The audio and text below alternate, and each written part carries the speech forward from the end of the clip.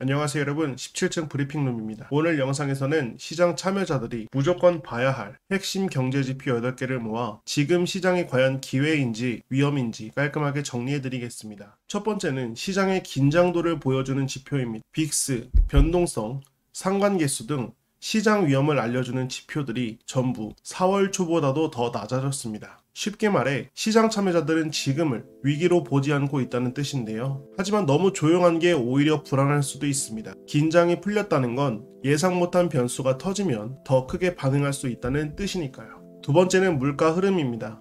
최근 소비자 물가 상승률이 다시 내려가기 시작했는데요. 표면적으로 보면 좋은 뉴스처럼 들립니다. 하지만 너무 급격한 하락은 경기 둔화나 수요 부족일 수도 있습니다. 이건 단순히 물가가 잡혔다가 아니라 경기가 식고 있는 건 아닐까를 점검해봐야 한다는 신호입니다. 세 번째 지표는 소매 판매와 컨트롤 그룹 판매입니다. 이건 미국 소비자들이 실제로 얼마나 지출했는지를 보여주는 숫자인데요. 이번 4월엔 전반적으로 판매 증가세가 꺾였고 특히 컨트롤 그룹, 그러니까 필수 소비 제외는 마이너스 전환됐습니다. 소비자들이 지갑을 닫기 시작한 것인데요. 경기 침체가 본격화되는 초입일 수도 있다는 것입니다. 네 번째는 실질 개인 소비 지출입니다. 명목이 아닌 실제 구매력 기준으로 얼마나 소비가 늘었는지 보는 지표인데요. 보시면 최근 몇 달간 거의 변화가 없는 정체 상태입니다.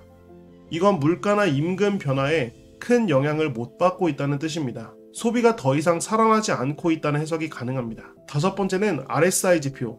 쉽게 말해 지금 주식이 과매수인지 과매도인지 판단하는 지표입니다. 최근 S&P 500의 RSI가 70선에 가까운 과매수 영역으로 진입하고 있습니다. 이 말은 시장이 너무 빠르게 올랐고 단기적으로는 숨고르기나 조정이 올 수 있다는 뜻입니다. 여섯 번째는 S&P 500의 EPS 전망치입니다. 기업들이 내년까지 얼마를 벌 것 같은지를 예측한 수치인데요. 최근 몇 달간 이 EPS가 지속적으로 하락 중입니다. 기업들은 실적에 자신이 없다는 것이고 주가 상승이 실적이 아닌 기대감에만 기반하고 있다는 위험도 있다는 말입니다.